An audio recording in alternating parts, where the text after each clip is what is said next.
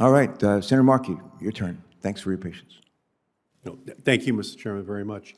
The Sagamore and the Bourne Bridges, also known as the Cape Cod Canal Bridges, connects the nearly 250,000 residents of Cape Cod to the rest of Massachusetts.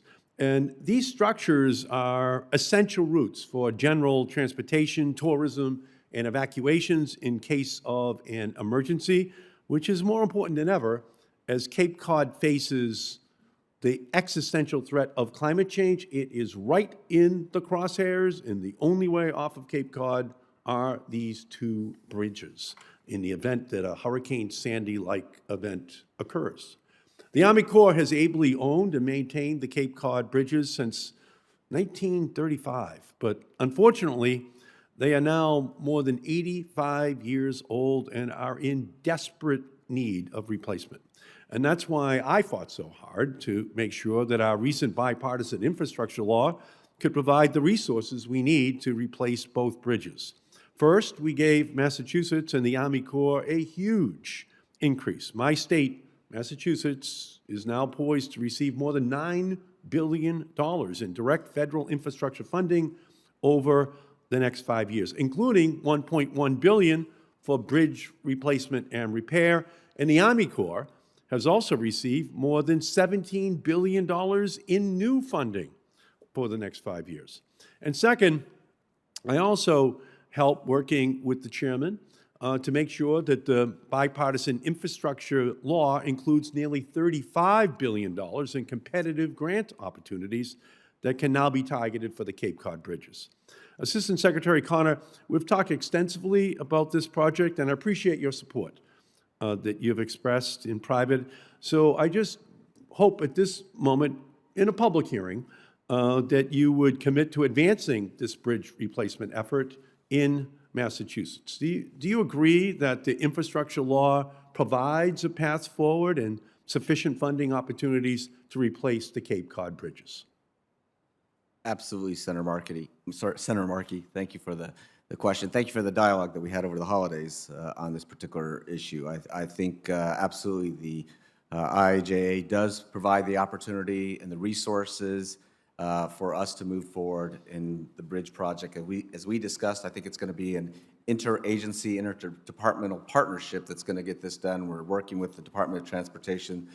Even with the very productive conversations we had before you and I spoke, we've had ongoing conversations, and I had discussions with leadership at the Department of Transportation on this effort. So I think we're executing the game plan that we talked about. We're moving forward in those next steps that we discussed. So absolutely, we'll keep you posted on that. Thank you, Mr. Secretary, very much. And again, IIJ, for anyone listening, the other name for the program. Bipartisan infrastructure bill. Yeah, the other name for that is Cape Cod Bridges Bill. Okay, so it's translated into English in Massachusetts.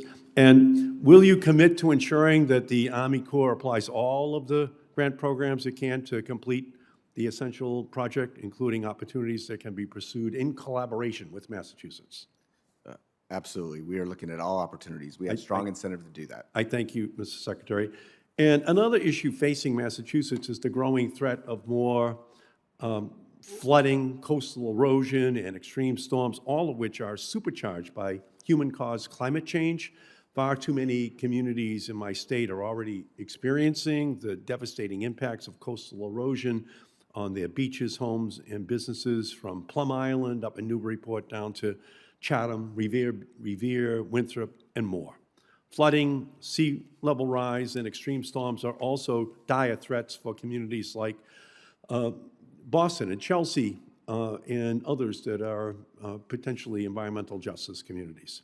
We're fighting every day to make sure that the climate crisis is not an extinction-level event for eastern Massachusetts. But we have to prepare to respond to the unavoidable and inevitable impacts. There is a program that the Army Corps has, the Storm and Hurricane Restoration and Impact Minimization Program, through which the Corps can respond. Secretary Connor, would you agree that this program's funding should be increased in order to ensure the Army Corps can keep pace with the growing threat of climate change? Senator Markey, I'm not familiar specifically with this program. Looking at the totality of the needs out there and going through our work plan process and understanding that need, we need to invest more in resilience.